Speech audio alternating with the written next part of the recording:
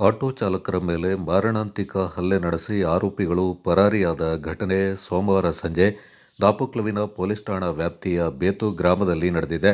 ಹಲ್ಲೆಗೊಳಗಾದ auto ಚಾಲಕ ಜಕರಿಯಾ ತೀವ್ರ ರಕ್ತಸ್ರಾವದಿಂದ ಚರಂಡಿಗೆ ಬಿದ್ದಿದ್ದನ್ನು ಗಮನಿಸಿದ ಸ್ಥಳೀಯರು ಹಾಗೂ ಪೊಲೀಸರು ಆತನಿಗೆ ಇಲ್ಲಿಯ ಸಮುದಾಯ ಆರೋಗ್ಯ ಕೇಂದ್ರದಲ್ಲಿ ಚಿಕಿತ್ಸೆ ನೀಡಿ ಬಳಿಕ ಮಡಿಕೇರಿ ಜಿಲ್ಲಾಸ್ಪತ್ರೆಗೆ ದಾಖಲು ಮಾಡಲಾಗಿದೆ. ಆಸ್ತಿ ವೈಷಮ್ಯದ ಹಿನ್ನೆಲೆ ಈ ಹಲ್ಲೆ ನಡೆದಿದ್ದು ಎನ್ನಲಾಗಿದ್ದು, ಇಲ್ಲಿಯ ನಾಫಿ ಮತ್ತು ಸಿದ್ದಿಕ್ ಎಂಬ ಯುವಕರ ತಂಡ ಅಪಹರಿಸಿ ಮಾರಣಾಂತಿಕವಾಗಿ ಹಲ್ಲೆ ನಡೆಸಿದ್ದಾರೆ ಎಂಬ ಆರೋಪ ವ್ಯಕ್ತಗೊಂಡಿದೆ. ಸ್ಥಳೀಯ ಠಾಣಾಧಿಕಾರಿ ರಾಘವೇಂದ್ರ ಬಿಜಿ ಅವರು ಆಸ್ಪತ್ರೆಗೆ ಭೇಟಿ ನೀಡಿ ಜಕರಿ ಅವರ ಹೇಳಿಕೆಯನ್ನು ಪಡೆದುಕೊಂಡು ಪ್ರಕರಣ ದಾಖಲಿಸಿಕೊಂಡಿದ್ದು ಮುಂದಿನ ಕಾನೂನು ಕ್ರಮ ಕೈಗೊಂಡಿದ್ದಾರೆ.